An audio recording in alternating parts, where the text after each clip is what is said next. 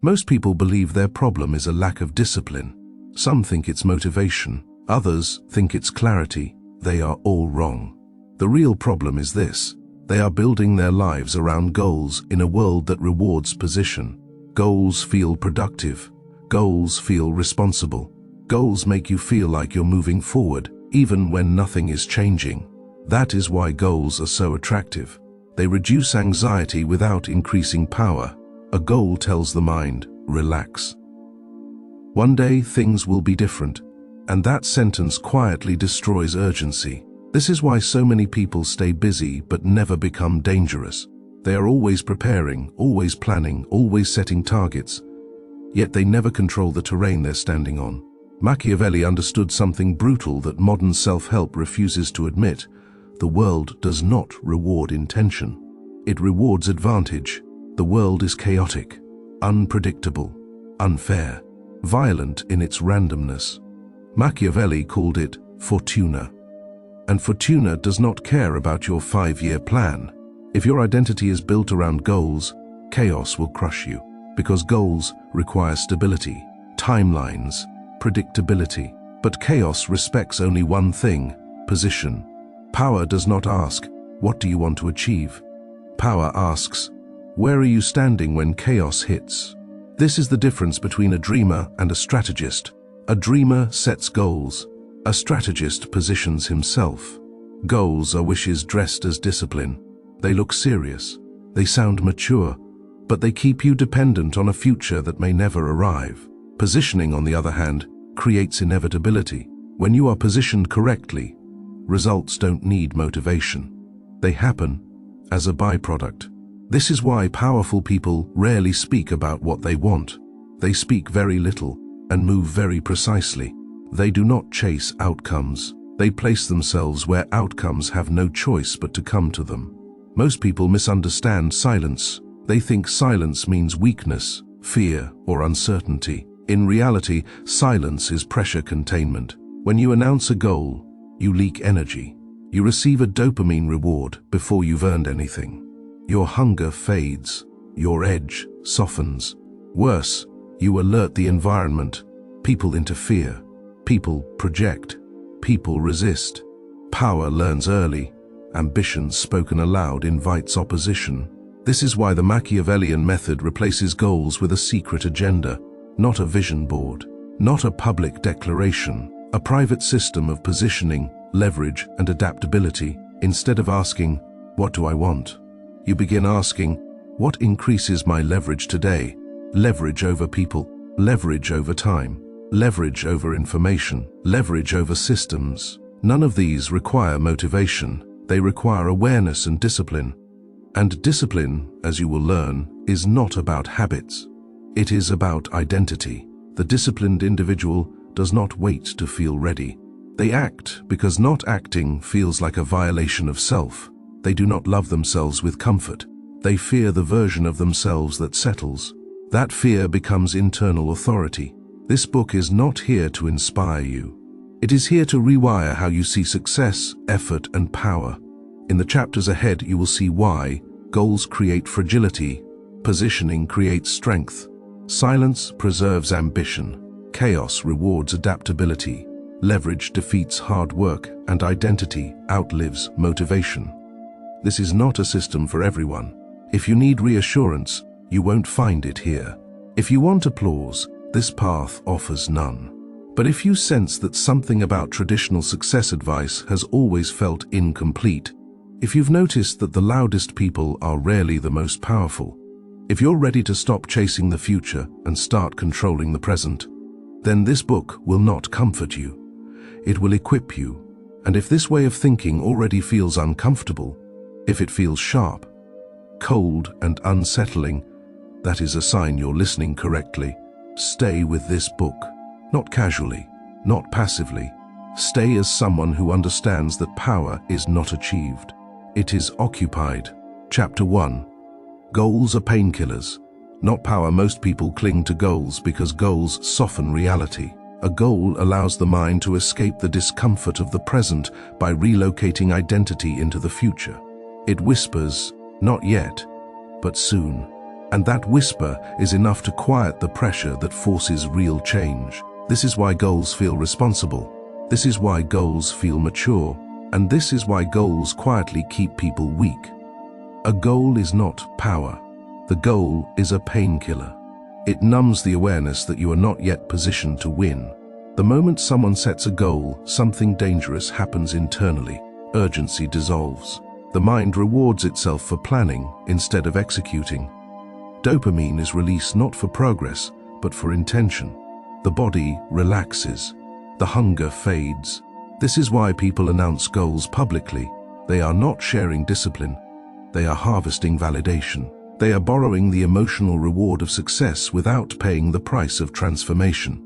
Power cannot exist in borrowed time. Power exists only in the present, where pressure, resistance, and consequence live. Goals delay that confrontation. They say, "One day I will become." Power says, "I am becoming now." This is the difference between movement and momentum. Movement looks busy. Momentum changes terrain. The modern world worships movement. Schedules, checklists, routines, trackers, tools designed to make people feel productive while remaining strategically harmless. A Machiavellian mind rejects this illusion. Machiavelli understood that the world is not built to reward good intentions or long-term plans. He saw reality as fortuna, chaotic, unpredictable, and hostile to rigidity. In such a world, goals become liabilities. Goals require stability. They require timelines to behave. They require circumstances to cooperate. Chaos does none of that. When plans collapse, the goal-oriented person collapses with them, because their identity was attached to a destination that no longer exists. The strategist is different. The strategist does not tie identity to outcomes. He ties identity to position. Instead of asking, "What do I want to achieve?" he asks, "Where must I be standing so outcomes are unavoidable?" This shift changes everything. Goals create dependence on motivation. Positioning creates independence from it. Motivation is emotional. Positioning is structural. Emotions fluctuate. Structures compound. This is why two people with equal intelligence and effort can end up in radically different places. One chases a goal. The other occupies a position. One waits for permission. The other becomes difficult to ignore. Goals also create a subtle form of cowardice. They allow people to postpone hard decisions, to delay confrontation with weakness, to tolerate environments that slowly erode them. A person says, "I'll leave when I reach my goal," but the environment continues shaping them every day. Positioning reverses this dynamic. It forces immediate action, immediate extraction from weak terrain, immediate confrontation with reality. This is uncomfortable, which is why most avoid it. Goals offer emotional comfort. Positioning demands emotional maturity. Another lie goals sell is clarity. People believe they must know exactly what they want before they move. This creates paralysis disguised as wisdom. They wait for certainty in a world that only reveals clarity through action. Power does not require certainty. It requires optionality. Optionality comes from leverage, not from planning. Leverage is created by access to information control at a time, strategic relationships, scarcity of attention, silence instead of exposure, adaptability instead of rigidity. None of these require a goal. They require discipline, awareness, and positioning.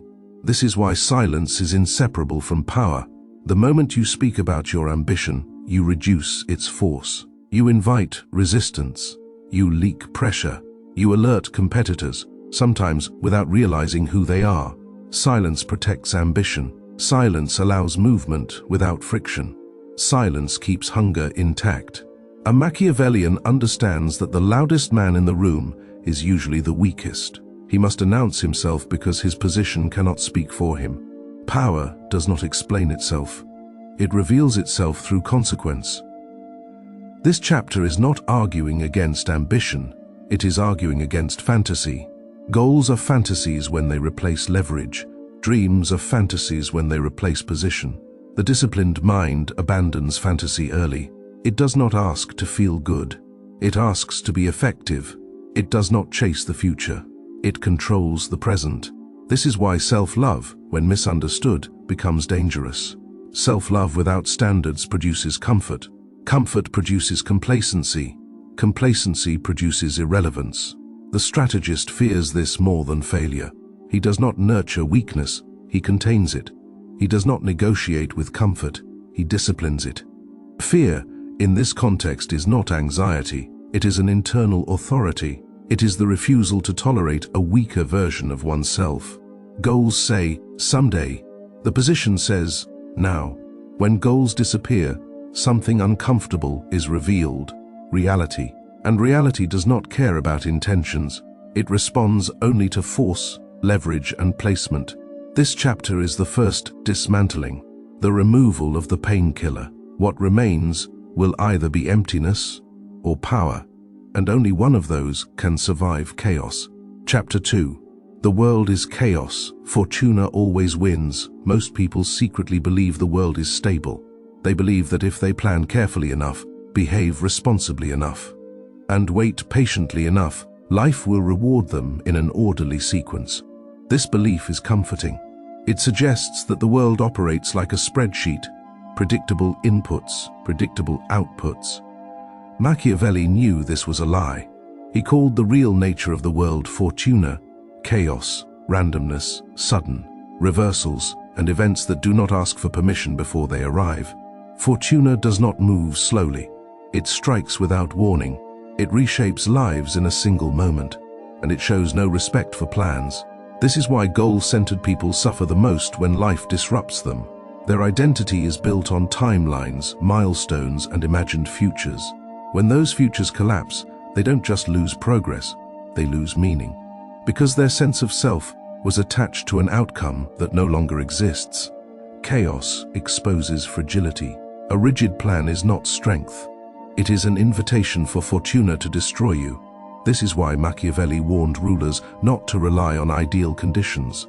Power, he argued, belongs to those who can operate in disorder, those who expect turbulence, those who do not panic when the terrain changes. The modern goal setter builds their life like a glass structure, beautiful, organized, precise. Chaos shatters glass. The Machiavellian builds differently. He builds with flexibility, redundancy, and optionality. Instead of asking, how do I reach my goal? He asks, how do I survive, adapt, and advance when everything goes wrong? This shift in thinking changes how you see effort, discipline, and success. Goals assume continuity. Chaos guarantees interruption. When a goal is interrupted, the goal-oriented person feels betrayed.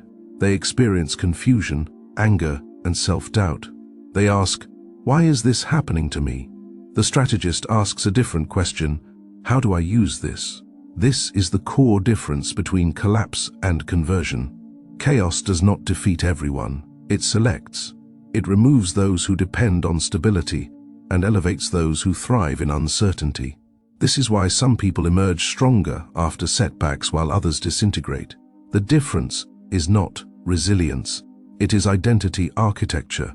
If your identity is built around achieving a specific future, chaos becomes an enemy. If your identity is built around positioning and adaptability, chaos becomes an asset. Machiavelli compared fortuna to a violent river. When it floods, it destroys those who built without preparation. But those who anticipated its force, who built embankments, channels, and escape routes, are not destroyed. They redirect the energy. Most people build houses in flood zones because the weather looked calm yesterday.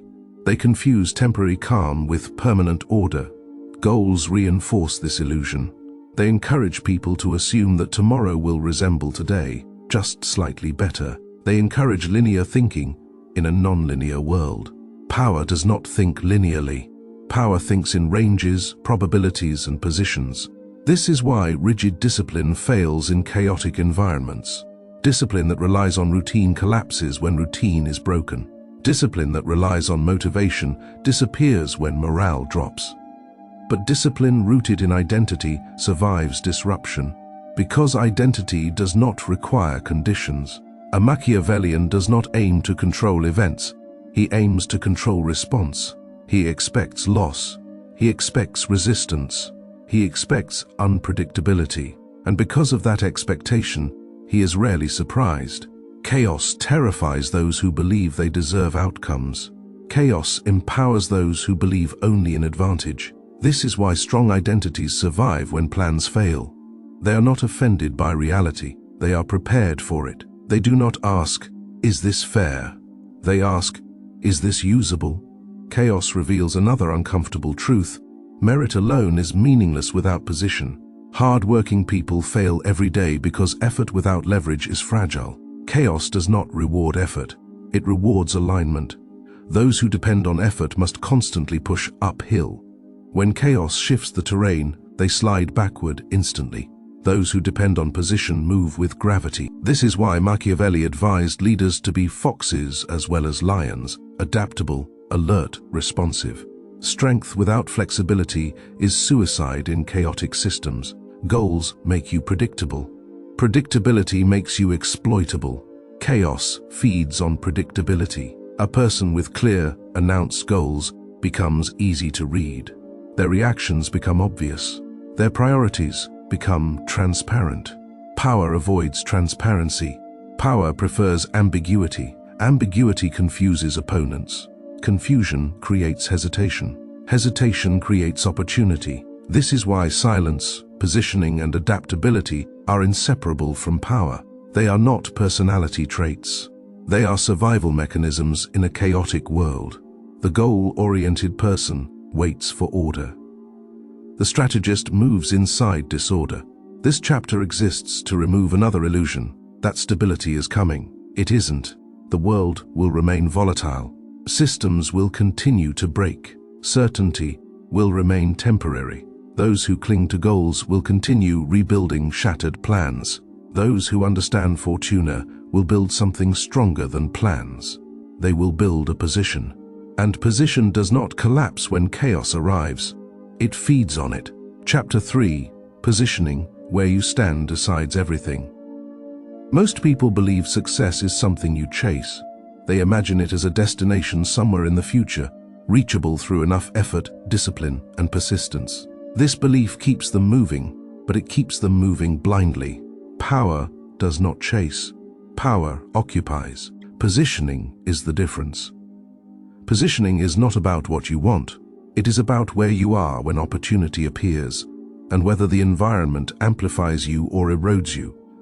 This is why two people with equal intelligence, ambition, and effort can experience completely different outcomes. One is swimming against the current. The other is standing where the current carries him forward. Environment beats motivation every time. A motivated person placed in weak terrain will burn out.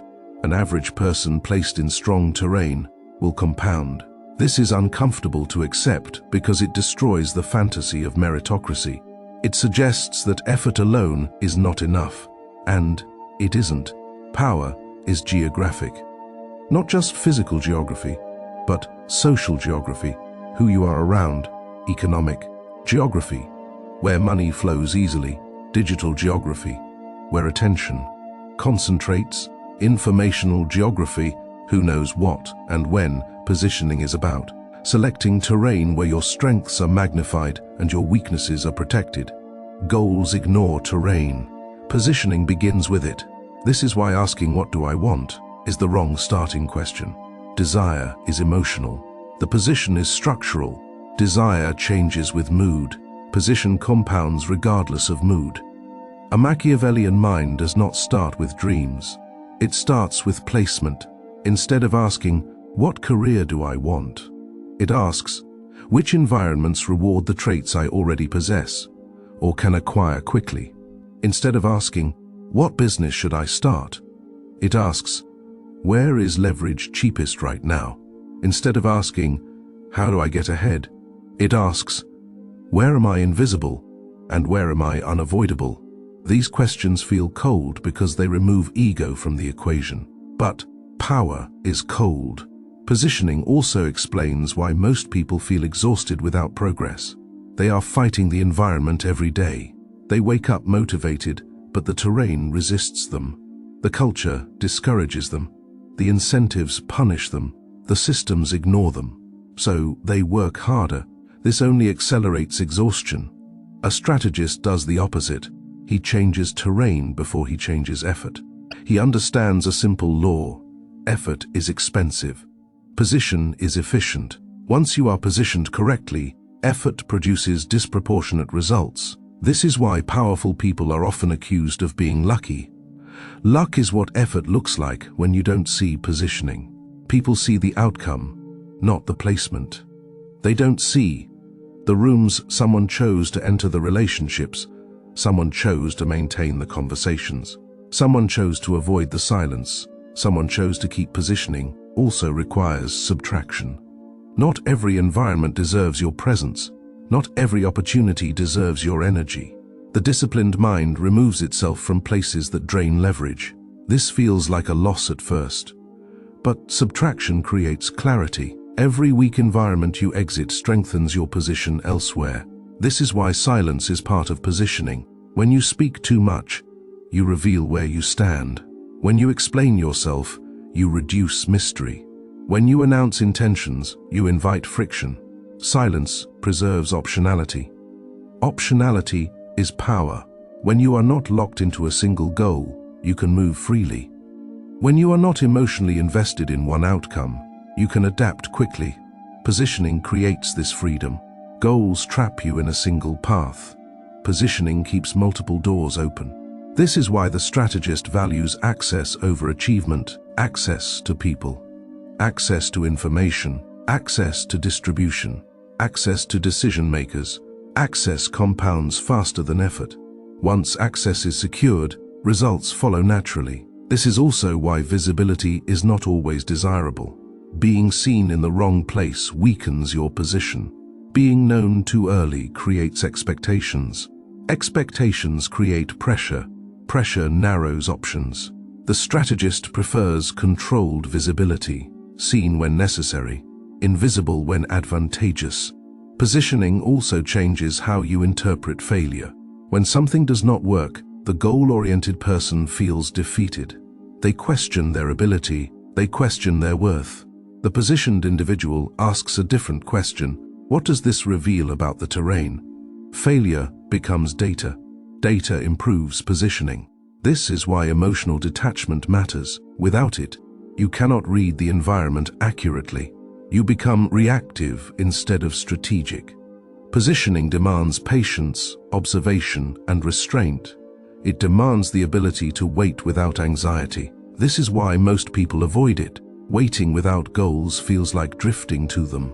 But the strategist is not drifting. He is circling, mapping terrain, identifying leverage points, watching where pressure accumulates. When he moves, it is decisive. This chapter exists to dismantle another illusion, that success is about wanting something badly enough. It isn't. Success is about standing in the right place when the moment arrives, and having the discipline not to move prematurely. Goals make you impatient. Positioning makes you precise. And precision, in a chaotic world, is everything. Chapter 4. Leverage beats hard work every time. Most people believe power comes from effort.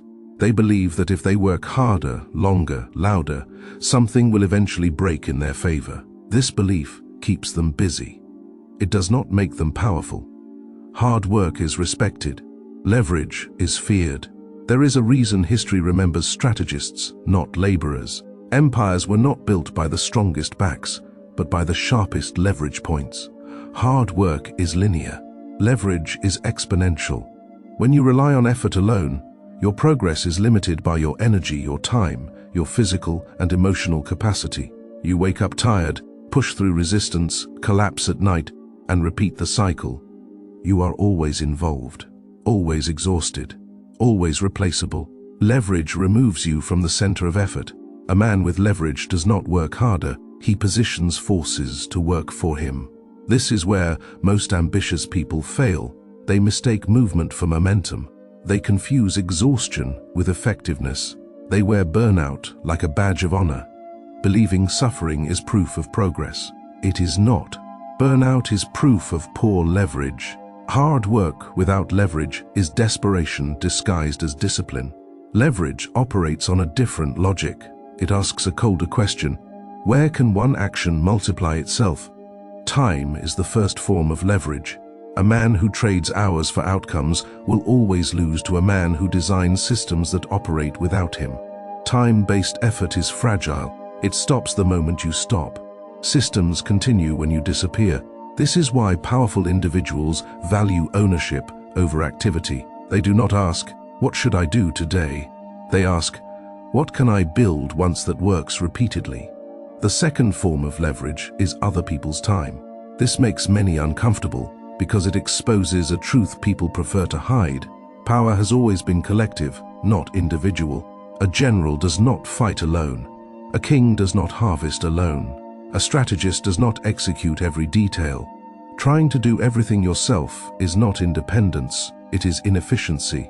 Those who fear delegating often say they want control. What they actually fear is becoming unnecessary. But true leverage does not make you irrelevant. It makes you untouchable. When others depend on your vision, your direction, your decisions, you no longer need to prove your worth through effort. The third form of leverage is technology and systems. Technology is silent leverage. It does not argue. It does not tire. It does not demand recognition. A single system, once placed correctly, can outperform years of physical labor. This is why modern power is asymmetric. A single individual with the right tools can overpower thousands stuck in outdated modes of effort. Those who resist systems often claim they value authentic work. What they actually value is familiarity. Power does not reward comfort. It rewards efficiency. The fourth and most dangerous form of leverage is information and positioning. A man who understands where value flows does not chase opportunity. He places himself where opportunity must pass through him. This is the essence of Machiavellian efficiency. You do not fight the current, you redirect it. Leverage does not mean laziness. It means precision. A leveraged individual may appear calm while others scramble. He may appear slow while others rush. But his movements are deliberate, not reactive. Hard workers react. Strategists position. This is why grinders are often admired but rarely followed. People sense the difference intuitively. Effort inspires sympathy. Leverage inspires authority. The world does not reward those who try hardest. It rewards those who design advantage. And this leads to an uncomfortable realization. Hard work is often a cover for poor strategy. If you must constantly push, force, chase, explain, and prove, something upstream is wrong. Leverage eliminates the need for persuasion. When you are properly positioned, outcomes follow without announcement. This is where silence becomes necessary. Because leverage attracts resistance. The moment you speak too early, others attempt to interfere. The moment you announce leverage, others attempt to neutralize it. This is why powerful individuals build quietly. They do not seek applause during construction.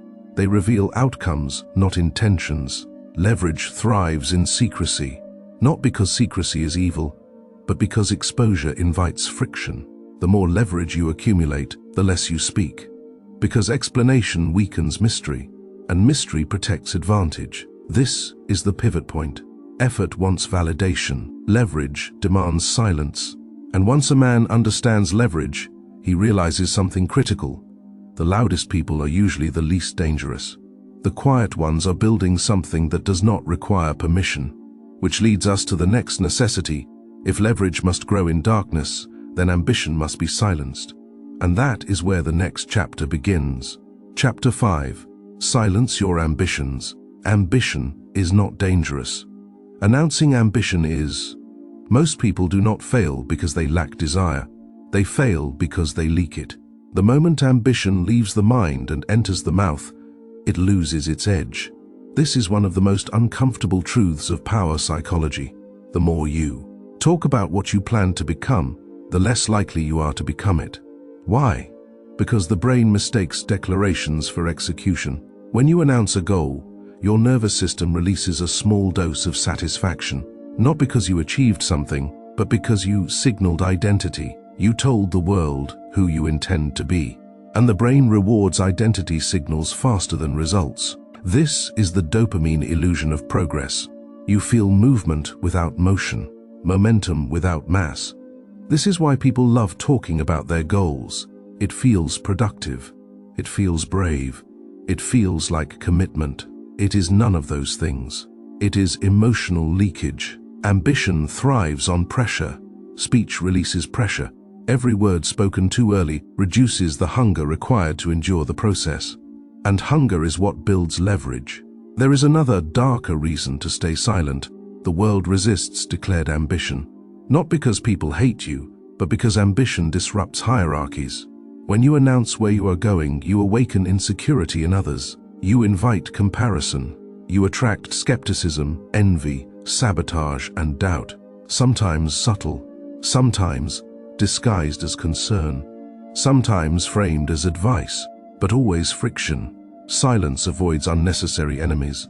Powerful individuals understand this instinctively. They do not explain their trajectory. They allow others to discover it after the fact. Because results provoke awe. Plans provoke interference. Silence is not weakness. It is insulation. It allows ambition to grow without contamination. This is why Machiavellian figures move with what appears to be a secret agenda. They are not mysterious for drama. They are protective of momentum. They understand a simple rule. What grows in public grows crooked. What grows in silence grows straight. Most people fear silence because it removes external validation. When no one knows what you are building, you must rely on internal authority. And that terrifies those addicted to approval. Silence forces confrontation with self. No applause, no encouragement, no reassurance, only discipline. This is where ambition either matures or collapses. Those who cannot endure silence return to noise. They announce, they explain, they justify, they trade future power for present comfort. Those who remain silent begin to change. They become watchful. They conserve energy. They observe patterns instead of reacting emotionally. They stop needing permission. Silence creates asymmetry. When others speak, you listen. When others react, you calculate. When others display emotion, you remain unreadable. This unreadability becomes leverage. People cannot predict you. They cannot manage you. They cannot position themselves against you because they do not know where you are going. Silence does something else. Equally important, it filters weak ambition from strong ambition. If your drive depends on being seen, it is not ambition, it is performance. True ambition does not need witnesses. It needs time, friction, and pressure. This is why the most dangerous people rarely announce transitions. They disappear for a period. They re-emerge changed. Silence is the cocoon. Inside it, identity reshapes. This chapter is not telling you to hide out of fear. It is telling you to hide out of precision. There is a difference. Fear hides to avoid risk. Power hides to accumulate force. And once ambition is silenced, a new requirement appears: internal enforcement, without praise, without validation, without external motivation. What keeps you moving? This is where comfort must be replaced by authority. This is where self-love becomes insufficient, because silence removes excuses. No one is watching. No one is judging. No one is applauding. Only you remain. And that demands a harsher internal structure, one based not on kindness, but command, which leads directly to the next chapter. Because once ambition is silent, the only remaining question is, do you rule yourself? Or do you negotiate with weakness? Chapter 6. Fear yourself more than you love yourself. Modern self-help sold a comforting lie. It told you that loving yourself would save you, that gentleness would heal you, that compassion alone would make you disciplined. It did not. Self-love makes people soft. It taught them to negotiate with weakness instead of commanding it. This chapter dismantles that illusion, because discipline is not born from affection. It is born from hierarchy, and every strong system, military, political, psychological, runs on one principle: there must be a clear authority at the top. Inside most people, there is none. Instead, there is a committee. Emotions vote. Comfort argues. Fear delays. Excuses negotiate deadlines. No one commands. And where there is no command, there is chaos. Machiavellian discipline begins with an uncomfortable shift. You must fear the worst version of yourself more than you seek comfort from the best. Not fear as panic, fear as respect. The kind of fear a soldier has for a commander. The kind that prevents disobedience. Self-love says, "It's okay, you tried." Power says, "That is not acceptable. Do it again." This is why disciplined people appear cold. They are not cruel. They are hierarchical. They do not argue with moods. They issue orders. Fear creates clarity. When you fear the consequences of weakness, of laziness, of inconsistency, of settling, you stop negotiating. You act. Self-love asks, "How do I feel?" Discipline asks, "What must be done?" And only one of those builds sovereignty. Most people fear this idea because they confuse fear with self-hatred. They are not the same. Self-hatred destroys. Self-fear governs. A king does not hate his soldiers. He commands them. You must become both ruler and territory. And rulers are not kind when order is at stake. Fear yourself more than you love yourself means this: you no longer trust comfort. You no longer obey emotion. You no longer allow excuses to speak louder than objectives. You build an internal chain of command. At the top, standards. Below, discipline. Below that, emotion. Never the reverse. This hierarchy is what separates those who act under pressure from those who collapse. When difficulty appears, the self-loving man asks for relief. The self-governing man issues commands. This is why fear is a stabilizer. It keeps standards high when motivation disappears. It reminds you that weakness has consequences, not external ones, internal ones. Loss of respect for yourself, and self-respect, once lost, is harder to rebuild than motivation. Fear preserves self-respect. That is its function. This chapter is not telling you to live in anxiety. It is telling you to live under law. Your law. When standards are absolute, decisions become simple. There is no debate. There is no bargaining, only execution. This internal authority creates something rare, predictability under pressure. Others break when circumstances shift. You remain operational because fear has already hardened you. You are no longer ruled by what feels good. You are ruled by what preserves command. And once fear establishes hierarchy, something else emerges. Control. Control over time.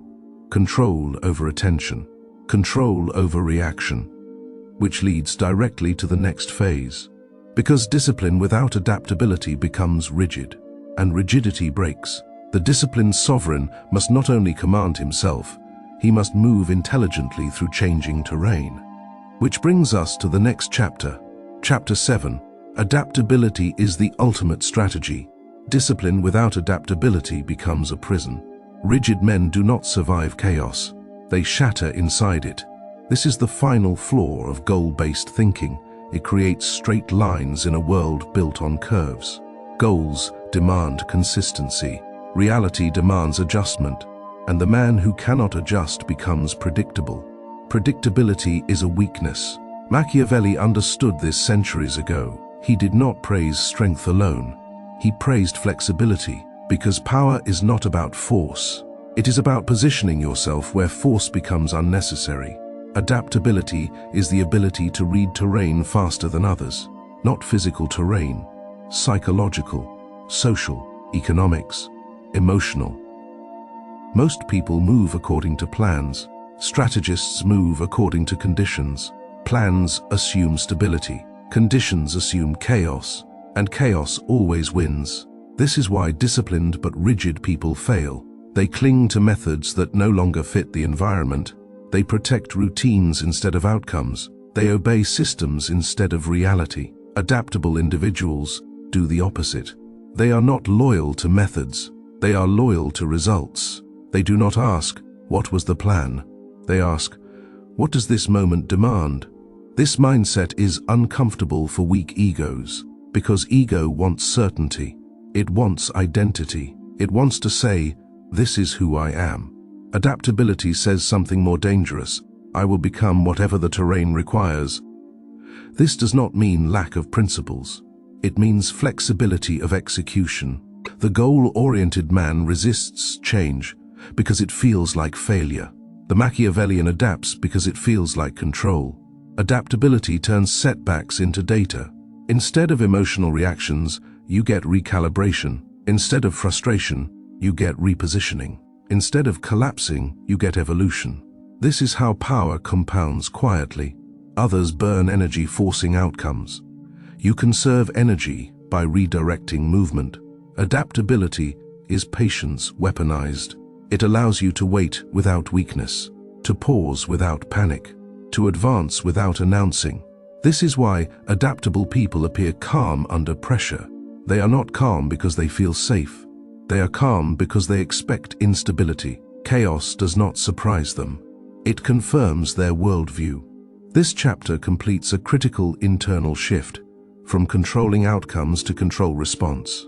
You stop trying to dominate events. You dominate your positioning within events. That is sovereignty. And sovereignty requires emotional restraint, because adaptability collapses if emotion takes the wheel. Anger makes you rigid. Fear makes you reactive. Attachment blinds judgment, which leads to the next inevitable step. If adaptability is the strategy, then emotional detachment must be the engine, because only the emotionally detached can move freely through chaos. The rest are dragged by feelings they do not command. And that is where true power begins to form. Chapter 8. Emotional detachment creates power. Emotion is the most underestimated weapon in the game of power. Not because emotions are weak, but because uncontrolled emotions are predictable. And predictability is exploitable. Most people believe power comes from intensity, passion, anger, excitement, motivation. It does not. Power comes from restraint, from the ability to feel everything and obey none of it. Emotional detachment is not the absence of feeling. It is the refusal to be commanded by feeling. This distinction is critical. Weak people suppress emotions. Strong people observe them. Suppression creates pressure. Observation creates control. When emotions rule you, your reactions are automatic. When you rule emotions, your actions are deliberate. This is why emotionally detached individuals appear unreadable. Their faces reveal little. Their tone stays level. Their decisions are not rushed by excitement or panic. Others cannot grab them emotionally. And what cannot be grabbed cannot be manipulated. Most manipulation works through emotional hooks. Guilt, anger, validation, fear. Of lost desire for approval detach from these, and manipulation collapses. This is why emotional detachment feels threatening to others. They are used to controlling people by triggering reactions. When reactions stop, they lose leverage. Emotionally detached people do not argue loudly. They do not defend desperately. They do not explain themselves emotionally. They respond slowly, or not at all. Silence becomes a filter. Those who speak impulsively expose their inner structure. Those who pause reveal nothing. This is where calm becomes dominance. Not aggressive calm, not arrogant calm, cold calm, the kind that unsettles unstable people. Emotional detachment also eliminates internal chaos. Most people are exhausted not by work, but by emotional noise. Regret, resentment, anxiety, imaginary conversations, unfinished emotional loops. Detachment shuts these down, not by denial, but by non-identification. You stop saying, "I am angry, I am afraid, I am hurt." You say, "Anger is present, fear is present, hurt is present." This linguistic shift is power, because you are no longer inside the emotion. You are standing above it. And from above, you can decide. Detachment turns life into a tactical board. You see, where people overreact, where they seek validation, where they reveal insecurity, and because you do not react the same way, you gain advantage. This is why calm men dominate chaotic environments. While others panic, they calculate. While others react, they reposition. Detachment also protects ambition. Emotionally attached people sabotage themselves. Excitement makes them announce plans, frustration makes them quit. Early validation seeking makes them compromise standards. Detachment keeps ambition private, silent, protected, undisturbed. This chapter marks a turning point. Up until now, discipline was an internal structure. Adaptability was external movement. Detachment is the bridge between the two. It allows discipline to remain stable while adaptability stays fluid. Without detachment, discipline becomes brittle. Adaptability becomes reactive with detachment. Discipline stays intact. Adaptability stays precise. This is the psychological armor of power. You are no longer pulled into emotional currents. You walk through them. And when emotion no longer rules you, identity begins to shift. You stop seeing yourself as a bundle of feelings. You begin seeing yourself as a system, governed, ordered, self-contained. This is where the old self begins to dissolve. The approval-seeking self, the reactive self, the emotional negotiator. And in its place, something else forms. A sovereign identity, one that does not ask permission to exist, which brings us to the next chapter. Because emotional detachment clears the ground, but sovereignty must still be built. Deliberately, ruthlessly, from the inside out. Chapter 9. Build the sovereign self. Emotional detachment clears the battlefield. But a cleared battlefield is not power. Power begins only when something takes control of that space. This chapter is not about removing weakness. It is about installing authority. Because most people do not lack intelligence, they lack governance. Inside them, there is no ruler. There are impulses, reactions, fears, old habits dressed as identity. A sovereign self is not discovered. It is constructed, deliberately, coldly, without apology. The sovereign self is the version of you that does not ask, "Is this okay? Will they approve? Will I be liked?" It asks one question only: does this preserve my command? Approval seeking is the final chain. Even disciplined people remain weak if they still require permission from society, from peers, from imagined audiences. Validation is the most subtle form of slavery because it feels voluntary. Most people do not realize how deeply they are governed by the need to be seen as good, capable, moral, or impressive. They adjust behavior. They soften speech. They dilute ambition, not because they must, but because they want acceptance. The sovereign self rejects this trade, not loudly, not rebelliously, silently. It does not explain itself. It does not perform virtue. It does not seek consensus. This is where identity shifts from social to internal. Instead of asking, "How do I appear?" you ask, "Am I aligned with my standard?" Sovereignty requires standards that do not negotiate, not goals. Standards, goals expire. Standards endure. Goals depend on the future. Standards govern the present. The sovereign self operates by internal law. That law does not change based on mood. It does not bend under pressure. It does not seek applause. This is why sovereign individuals feel intimidated without trying. They do not mirror others emotionally. They do not over-explain decisions. They do not rush to justify silence. Their stillness communicates authority, and authority attracts power the way chaos attracts opportunists. Building the sovereign self requires one violent psychological act. You must kill the version of you that waits to be chosen, the one that hopes to be recognized, the one that delays action until conditions feel safe, the one that asks permission internally before moving. That self is not evil. It is obsolete. It was built for survival, not command. And survival logic cannot rule a sovereign system. The sovereign self does not seek safety. It seeks control. Control of time, control of attention, control of response. It does not need to dominate others because it governs itself completely. This is the paradox of power. The less you need validation, the more influence you carry. People feel it instinctively. because they sense you are not available for manipulation. Your emotions are not for sale. Your reactions are not accessible. Your approval is not the currency of your actions. This creates a psychological asymmetry. Others adjust to you. You do not adjust to them. That is sovereignty. This chapter completes the internal architecture. Discipline gives you structure. Fear gives you hierarchy.